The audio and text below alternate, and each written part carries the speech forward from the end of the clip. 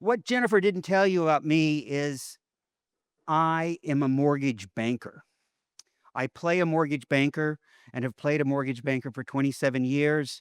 And my chair in the back, just to prove I'm a mortgage banker, is a blue blazer. So I have a blue blazer here, and I'll show it to anybody who wants. But I play a mortgage banker, and because I play a mortgage banker, I like numbers. So my quick introduction of my two friends, and I can call them my friends, are going to be by the numbers. But first, I want to say that this conference, I've not made all of. I missed one, but it means so much to me. I I did not lose a home with a fire, but I've lost, and my family have lost multiple homes in hurricanes. I live outside of New Orleans, and when I was 11, we lost our first home in a hurricane called Camille, and then Katrina and other storms in between, and disaster is different. Every disaster is different, and fire is so intense. And fire is I knew nothing about fire until I met Jennifer and came to Sonoma, and I learned the huge delta between water and wind and fire. And I'll never understand it like all of you, but I'm here to help. And with that, I'm gonna do my numbers. Lori, my numbers for you are 40, 28,500, and 10 billion. Lori has been in the field of community development for 40 years. She started, I think, at age 5.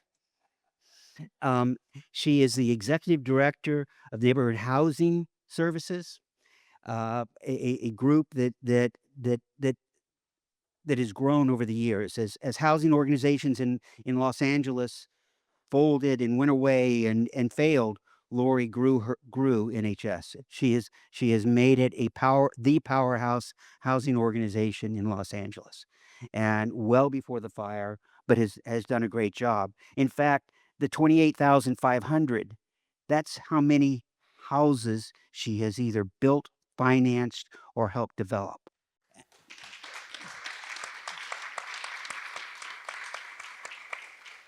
And I've got more numbers like 270 neighborhoods, youth neighborhood organizations, 200 and 60 block clubs that she's helped create, but the 10 billion is the other number.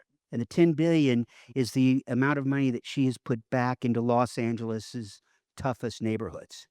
It's easy to put 10 billion into the easy places. It's 10 billion that she has invested into areas that needed that investment, areas that had disinvestment. Um, Before I let Lori talk, I'll tell my one Lori story. Um, Lori and I were asked to get on a call with a very important person. And we knew he was very important because he told us time and time again on the call how important he was and how much money he could raise and how much money he raised for organizations.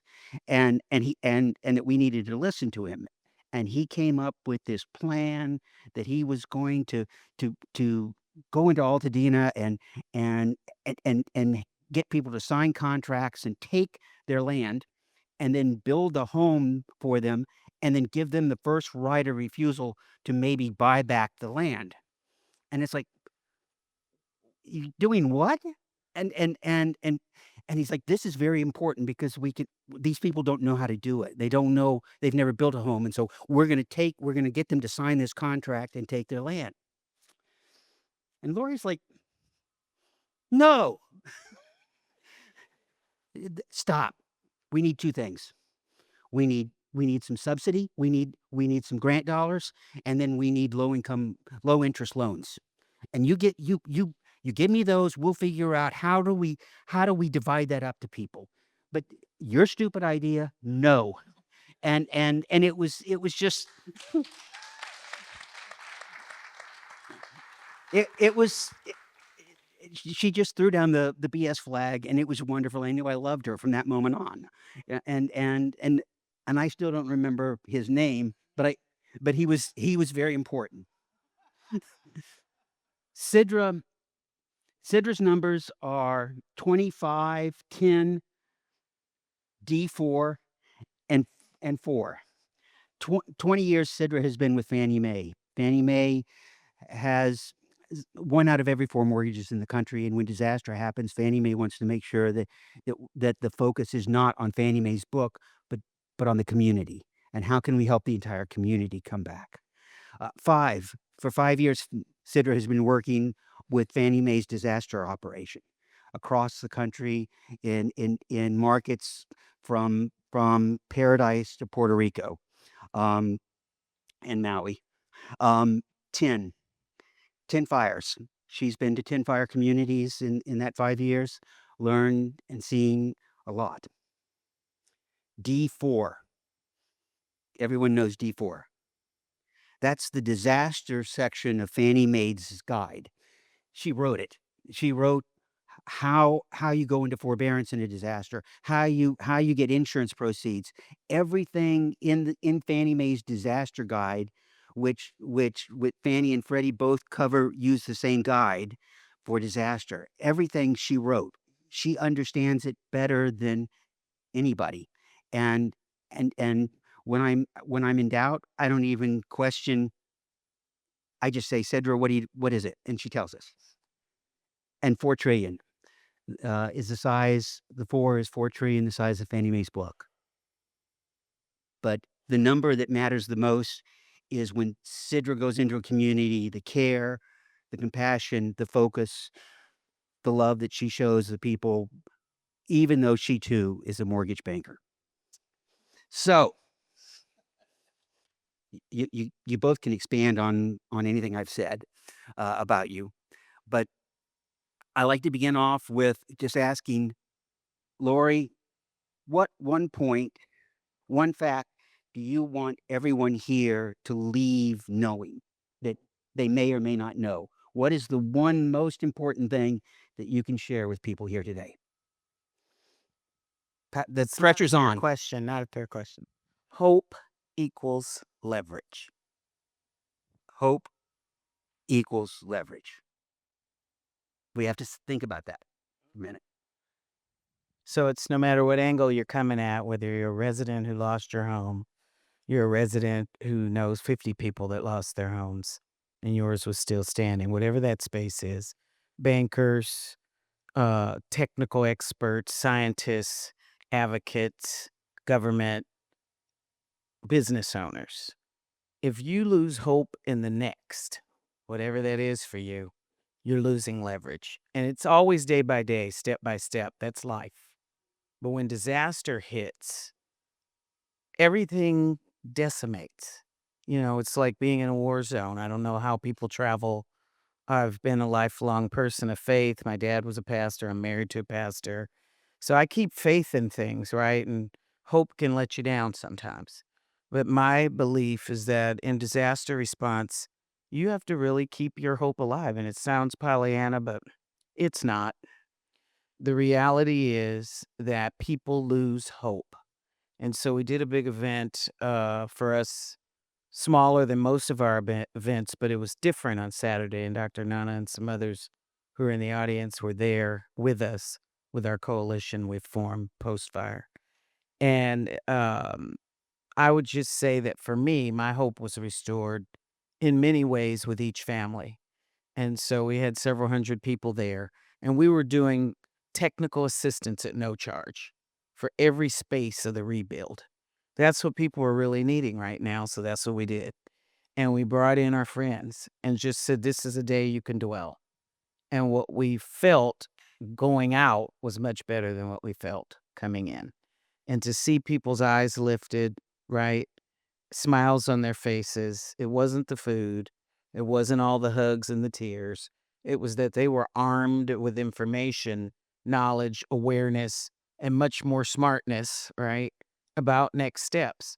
And in several of the workshops we did to get things going, I said to people, you don't know anything about building a house, disaster or not. How many of you in here have ever done a house from the ground? No slab, stick built. Zero. I said, so just know you're a dummy and it's okay, right? If you put me in an 18-wheeler, you put me at the front of some Xerox, I'm a dummy. I know nothing. So let's just level ourselves and understand that we're going to start today with something that changes your life for the better and that your hope needs to be restored, right? In the space that you learn to understand. And it was great. And so that's for me, the leverage is people can take that something, whatever that is, and walk with it and go forward. Amen. Sidra, now it's up to you. I'm not sure I follow that. But I would say, and I think people yesterday and today have iterated this, is that this is a marathon, it's not a sprint. And you don't have to know everything. Right. One of the things I would say, and we have flyers out front about, you don't have to pay off your mortgage. You should figure out what you want to do before you make any major decisions because those decisions can have impacts that you're not aware of. And so if you voluntarily pay off your mortgage, that can impact things like SBA, access to, being able to get a SBA loan. It can mean that you now need to get a construction mortgage, which is much more complicated and harder to do. So I think it's sort of taking a step back sometimes and figuring out like you don't need to have all the answers, and and the questions and the answers can change over time. And so just being aware of that is really important. That's great. Hope, leverage, and we don't know everything. We don't have to know everything. Lori, you don't know this. Last year, Jennifer asked me to present on a topic that was kind of new to people, to a lot of people here, and the topic was heirs property, uh, tangle title, unclear ownership, and the focus on when disaster happens, this invisible problem becomes visible in a major way. And I had no idea that talking about it last year, that this year, or talking about it at last year's summit, that this year we would see heirs property as a major issue in California, certainly in Altadena and other areas. And talking to my friends from Altadena again last night, it is on their hearts. It is a challenge that is going to impact that community. I would like to ask, put you both on the hot seat.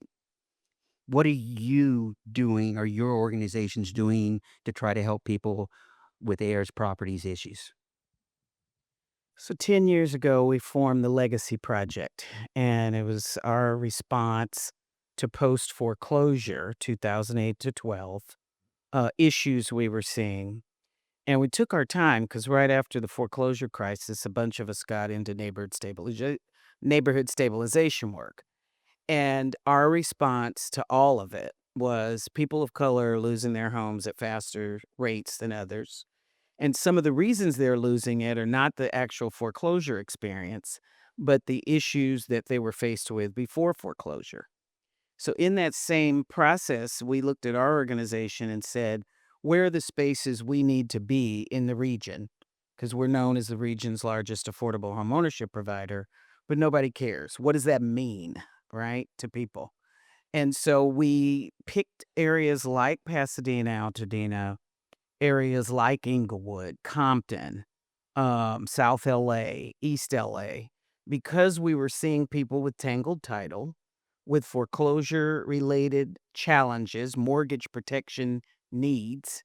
And then we started focusing on our response. And the Legacy Project literally looks at what's your problem? Do you own your home? Do you plan to own your home? How do you sustain keeping your home? Same with business, and we use partners for the business segment. But what we've found is that over time, the heirs property issue, grandma dies, house is still in her name, and everybody stays. But then they end up losing the home, not just reverse mortgage, which is one of our least favorite unless it's the right mortgage, but also because people don't have the financial wherewithal or knowledge to stay. And so what we saw was lots of loss based on taxes and insurance, not just a bad mortgage the person should have never had. It was also this other stuff, and that there wasn't knowledge around how to protect the assets to make sure to build intergenerational worth and wealth versus losing it. So we started education, which is any NHS in the country. There's like 200 of us now. Um, that's where we start: financial education, literacy work, then affordable lending through the CDFI space. And then we're a developer, builder, realtor. And so we just hit all of our little pockets and said, we got to slam this thing. And not just looking out for cultural neighborhoods and families, but for anyone who lives in the geography. So we took it to people and property, right? And I think that the heirs property issue, we had already noticed it in the Eaton fire zone significantly. And so last December, our board voted for us to open an office in 2026 in the neighborhood kind of thing. And then the fires hit and we said, oh, shoot, we better get going. Right. We'll see if we get an office, but our disaster response work needs to happen now. So this notion of, I don't care what color you are, do you know about your money? How do you spend? Do you know why your great grandparents kept that house? Are you able to sustain that? And if not, why not? How are you spending your money? So I'll stop here at the story of the Williams family, who was the first group of families that Fire Aid, when they gave us the first little tranche we got, kind of thing, said we'd like you to help them. And they represent the continuum of housing need in many communities across America, not just the Eaton fire zone. But all 5 families lost their homes in the January fires. Awful, horrific, right? Lots of pain. And they all lived within like a mile of each other. And 2 of the 5 were tenants in single family homes kind of thing. And the other 3 were homeowners. Well, the mom's house, as the aged senior, she'd been in foreclosure last year. So you know what that insurance looked like and the limitations of it. The 2 sisters that owned, one on the property as a standalone sole property here type scenario, and the other joint property, different insurers, right? And so we just start breaking that down with all the technical aspects. And then the 2 that were renting, one is super high middle class, but renting, living well. And her sister was a beautician who ran her business out of the house. So I think that for us, tracking with them, the sister who was super high end, some of you have heard me tell that she said, I just never considered homeownership. And in our first meeting, I took her hand and I said, well, it's the $200 pair of nails you got on that we need to change first. And she just laughed and said, we're going to get along, right? And so she ended up in a scenario that got a lot of press. We're not sure why, but it did. Where her landlord called her and said, you have first right of refusal. You got 2 days. Tell me what you want to do. And then I need a 14-day close. I said, buzzard. Wow, man, that's a nasty one. I said, we're doing it. We always have some cash on hand for redevelopment work. So we bought the property for her. We're holding it. She's in our homeownership classes. She was not ready to buy today. And we're going to build it and sell it to her. And she's agreed on prefab. Thank God. Right? And Laura's here. I just emailed you this morning saying, are you here, Laura? You know, because we need fire resiliency stuff. And there's no reason for a shell to build back that home, and it can't stand. But she needs to be... Land after fire, Yep. reimagining. That's what that is. Land after And fire. Mama agreed to prefab last week, too. So, that's great. Sidra, what are you doing on So property? I will just summarize a little bit of what you talked about last year for folks who were not at the summit last year. Fannie Mae worked with an organization called HACC and did the first sort of national study. Housing Assistance Council. I've They're not forgotten a an they're not a acronym, so bunch I of tech people. apologize. Housing Assistance Council. That's one of the things about being a mortgage banker is that you use a lot of acronyms that no one understands, and it just sort of confuses people and makes you feel smarter than you really are. But anyway, so we did the first national study looking at heirs property homes. So there have been other studies looking at agricultural lands, forestry, et cetera. But we did that first study, and so Tim spoke about that last year. If and as a couple of the other panelists have talked about, if you can't measure it, you can't solve for it. And so that was the idea. Was the first step is like let's measure the problem, and happy to share that study with anyone. What we then did this year was say, well, how do we start looking at solutions for this, heirs property? And we looked at we don't make loans, but we sort of set the rules for underwriting. And so we looked at our suite of, loan products and talked to a lot of lawyers and really discovered that what we have can work for some homeowners. And so what we came out with was some guidance to our lenders saying that you can, people who may have gotten divorced or whatnot are familiar that they can, sort of refi and buy out, that homeowner. What we also decided is, and, the attorneys came together and said, is if you have other heirs, you can, use a refi product to buy out those heirs. And so that's sort of step one. It's not the perfect solution for everyone, but it is at least providing guidance as a path to how to finance this because most people can't, buy out heirs cash. When lenders, without guidance from us, They don't won't know do that they can anything. do that. Yeah. So that's that. Yeah. No, they won't do anything. So we're beginning to look at, it can also, we have what we call our home style renters. So if there are repairs that need to be made, and often with heirs property, there's deferred maintenance. And so homeowners can, the new homeowner or the homeowner with the clear title can then take money to make those repairs. So that's also part of that sort of suite of existing properties or existing requirements that we have. And so we're continuing to look at this to see how we can iterate because there's no one magic silver bullet out there, as we all know. There's basically just lots and lots of tools and figuring out how to use those different tools. And can I add one thing? Because you No. reminded me, I know, darn it, that everybody's not a houser in the room. So I want to make sure to say the other side beyond ongoing financial education with our legacy work is that we added local estate planning attorneys. And we are paying for 90% of the costs of the estate plans for modest income families throughout the region to get them to think about it, do it, act on it. And then for wildfire survivors, we're covering all the costs because we said to philanthropy, this matters. I said it's like level 5 in the HUD housing counseling world for families. They need, particularly after wildfire, to focus on their intergenerational wealth as a solution, right? As a step against an heir's property loss, but also just their property. Why would you rebuild and you have no clue if you can keep it, right? You die and you lose everything. That's crazy. So I think that space has been phenomenal. We've assisted over 250 families so far who are wildfire survivors with their estate plan closings. We added into every event, intake and closing, every single one.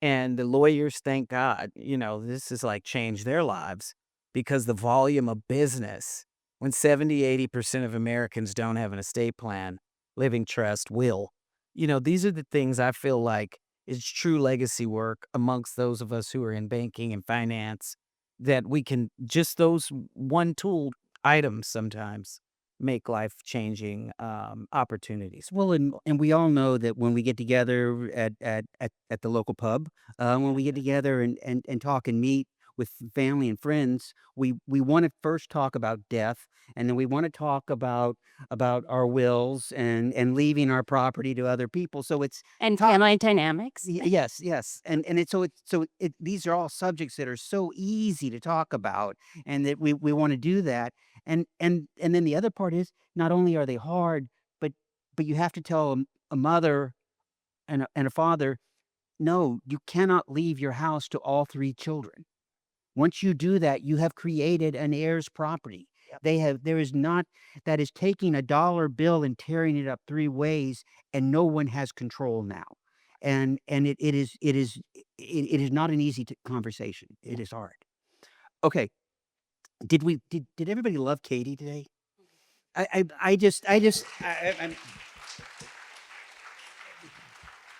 first time I went to Paradise, I think there were 5 Kates, and we brought 2 of them, one back there, and but just everything that you've done was impressive, and I'm not just making you feel bad right now, but my next question I had to rewrite because it said something about success story. It's like no, no, no, no. Okay, so I got to rewrite that. So share something positive. I mean, you talk about hope and leverage. Share something positive that you've seen, that you know is happening, so that we can leave with an anchor of hope for the future. Thanks. I just don't want to forget I grew up in Orville, so we have to hug and kiss. I survived it. Sisters. Got out. Um, I think the biggest positive thing I'm seeing is that people get it back to it's okay to not know. And they've been running around all these events, getting free tchotchkes, talking to restores tables, picking up a backpack with sanitary items. And then they get home and just life ends again because it's what are your real next steps? 1, 2, 3, 4, 5, right? With the timeline.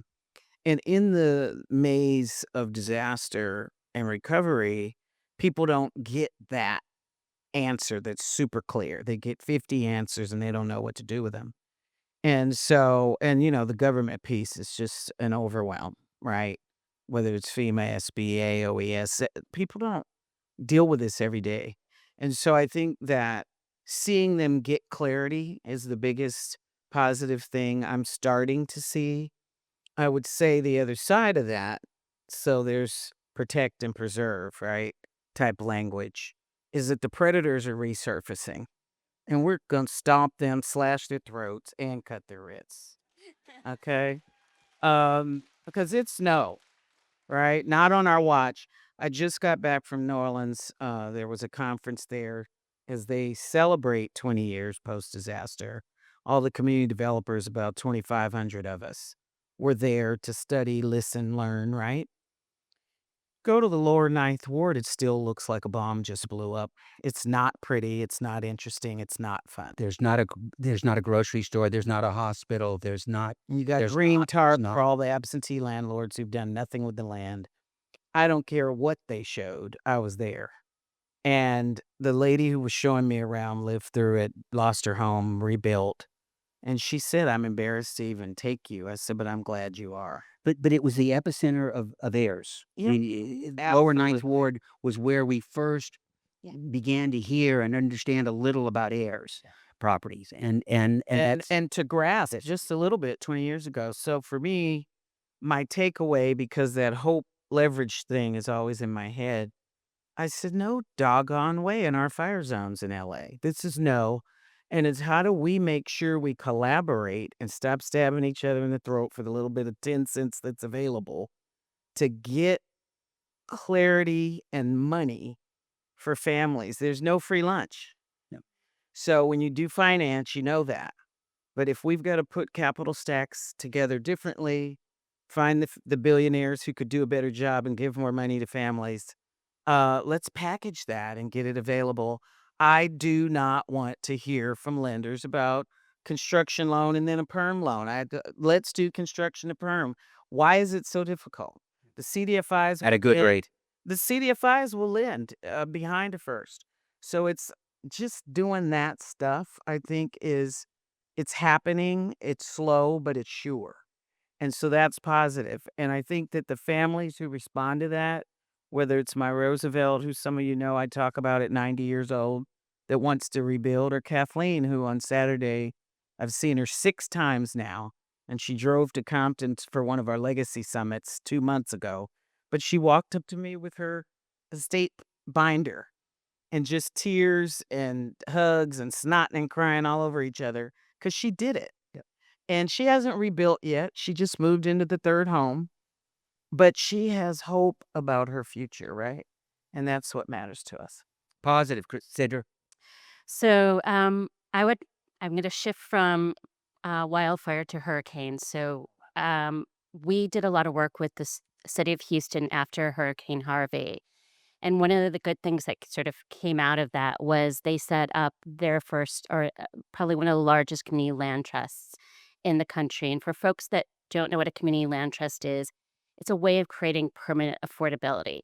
So instead of sort of taking that subsidy and providing down payment assistance once and maybe having a loan that gets forgiven over a period of time, you take that subsidy and you create a permanently affordable home by either a ground lease, which is what a community land trust is. So basically, the homeowner is leasing the land from the home and they own the improvement at a very de minimis amount, The improvement means the the home. home itself, the building, or through a deed restriction. And so, what that community land trust or that deed restriction does, it says you can only sell that home to a home buyer at a certain area median income.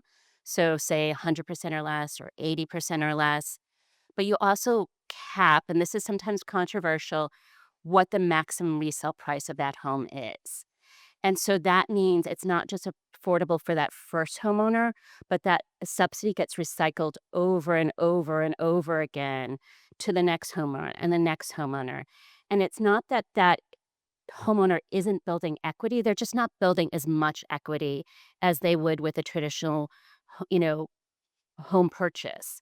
I know Lahaina has set up, they already had a community land trust out in Maui, but they set up another community land trust that's done some very innovative thought leadership in terms of helping homeowners who have were underinsured, and we know that is a huge issue in every wildfire community that everyone is underinsured, but making up that insurance gap. And so it's something that it's not the perfect solution for every community, but it is, it's another tool in that toolbox to, help preserve and get the folks who may not have owned their home when the wildfire happened, but they lived there and that's was their goal was home ownership. So it's again, every tool in the toolbox has a purpose. Okay. This is a magic pin. This pin, you can fix one thing around disaster, okay? The one thing you can't do with this pin is say there'll be no more disasters. But there's one aspect of the disaster of of the disasters that you know the best. What is the one thing that you will fix with this magic pin? Oh, taking it. Yes, you have. Well, I'm giving it to you. So okay. Thank you for that. So what is the one thing that you'll fix? I would just say patient capital, the availability of patient capital. So I'm going to go more technical. And I'm going to say, because The Lori, person that wrote the guide to all lending, she's going to go technical. Who would have thought? I'm a nerd. I freely admit it. But the thing that keeps me up at night is insurance and insurance affordability and the amount of underinsurance. And also, you know, insur- insurance is incredibly complicated. And I remember I sat on my condo board, and one of the smartest people I've ever met, she's like, "Oh, I have an all perils policy." This is a woman who spoke like 7 languages and had a PhD in something. I'm like, "You don't. Like, it doesn't matter how smart you are. It doesn't how many degrees you have. Um, Insurance is hard and it's complicated, and if I had a magic, pen, I would try to solve that." California Insurance Authority. Well, I should disclose I have the worst State Farm agent in the country. He's my brother-in-law, and I have no, and so, but that's a whole nother story. I do want to thank both of you for what you did today, but what you do every day, and I want to thank After the Fire, and most importantly, everyone here. Um, I urge you to meet these two people, get their contact information. The amount of time Sidra does trainings with nonprofits, with organizations, just with anyone that'll ask on how to do disaster, how to go through forbearance and insurance proceeds, because in the months ahead there's going to be issues, and understanding how to deal with that is important. And the one last thing I will say, because I know there's been some articles out in Maui about forbearance and getting forbearance past 12 months. There is a path to that. It does have to be approved by either Fannie or Freddie Mac. But that is something I would say stress is if you do have a Fannie or Freddie owned mortgage, insist, insist, insist that there is a path for that. And Lori is the queen of housing. She has seen and done it all. Meet and talk with Lori. Thanks, everyone.